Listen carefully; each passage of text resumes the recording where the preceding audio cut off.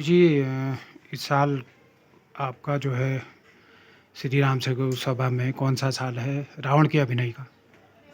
मेरा इस साल ये 32वां साल है, जो मैं रावण का अभिनय यहाँ पर करूँगा। हुँ। और मेरी जो शुरुआत है, सबसे पहले मैंने 5-6 साल की उम्र से ये रामलीला कमेटी सूबाताल में लक्ष्मण का पाठ खेलना शुरू करा था। और मैंने कम से कम 7 या 8 साल करीब लक्ष्मण का पाठ खेला। उसके बाद मैंने राम का पाठ खेला और राम का पाठ मैंने यहीं राम सेवक सभा में खेला। उसके बाद फिर मैंने रावण का पाठ सूबाताल खेला 2 साल। उसके बाद ये 32 साल मुझे, ये 32वां साल मेरा इस समय राम सेवक सभा में है। इसके अलावा मैंने दशरथ का, परशुराम, बाली और श्रवण कुमार, मैंने ऐसे कई वो करे। और इसमें हम जैसे एक निषाद मिलन करते हैं। निषाद मिलन हमारी नृत्य नाटिका है जो कि 1 घंटे की करीब है। और इसमें पूरी नृत्य नाटिका के माध्यम से हम पूरा राम और केवट का संवाद जो है उसको दिखाते हैं। वो भी एक हमारी एक विशेष मतलब एक विशेष प्रस्तुति के रूप में राम सेवक सभा में जानी जाती है। और साथ में मेकअप, राम लक्ष्मण भरत शत्रुघ्न और सीता, इनके जो मेकअप हैं कई सालों से ये भी मैं करते आ रहा हूँ। और राम सेवक सभा और प्रभु राम की कृपा है कि आप लोगों का आशीर्वाद है कि मैं इतने सालों से राम सेवक सभा और आदर्श रामलीला कमेटी सूबाताल से जुड़ा रहा और राम के आदर्शों पर चलने की मैंने पूरी कोशिश की कि मैं अपने आप को उस सांचे में ढाल सकूं।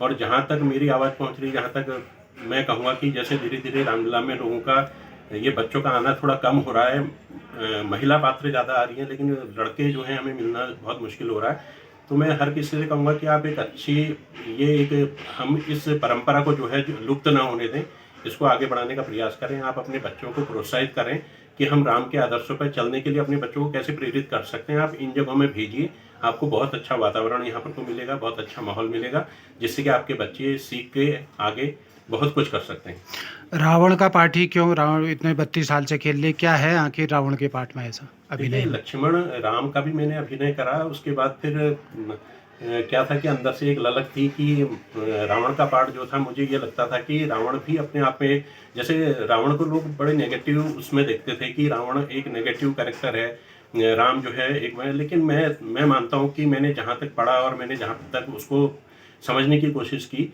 रावण एक अपने आप में इतना महान व्यक्ति था कि उस समय 4 वेदों का ज्ञाता वो था।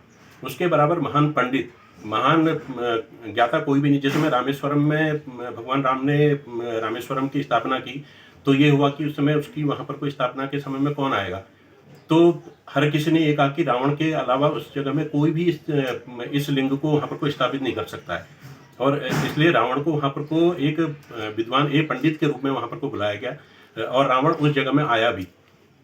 और मैं सोचता हूँ कि रावण के बराबर महान कुछ कर्म थे, कुछ उसने अपने ऐसे करे कि अपने कुल के तारण के लिए उसने ये सब कुछ करा कि ये उसने अपने कुल के पूरे लोगों को तारने के लिए इतना कुछ किया कि ये प्रभु से बैर ले लिया। लेकिन वो जानता था कि मैं किसके साथ युद्ध कर रहा हूँ, किसके साथ मैं शत्रुता मोल ले रहा हूँ। लेकिन ये सब चीज़ें जो थी उसकी पहले से तय था कि मुझे ऐसा अपने आप को तारना है प्रभु भगवान के हाथों। और उसको तभी आभास हो गया था, वो जिस समय खरदूषण का वध हुआ, वो खुद कहता है कि खरदूषण मोह संबलवंता, तिन्हीं को मारे बिनु भगवंता।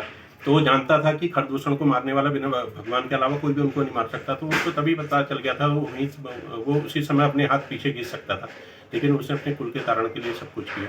काफ़ी कुछ सीखने को भी मिला होगा रावण के अभिनय से। काफ़ी कुछ सीखने के लिए मिला। और ये तो रामलीला का मंच है, यहाँ पर को हमेशा हर किसी से कुछ न कुछ सीखने का मौका ही मिलता है, क्योंकि यहाँ छोटे बच्चे भी हैं, बड़े भी हैं, और हर किसी से सीखने का प्रयास करना भी चाहिए। कभी कभी हमें छोटे छोटे बच्चे भी बहुत अच्छी चीज़ें दे जाते हैं, तो सीखने के लिए तो बहुत कुछ है। और तालीम भी दे रहे हैं बच्चों को। जी, बच्चों बीच बीच में जब टाइम मिलता है तो बच्चों को तालीम भी देने का मौका मिलता है।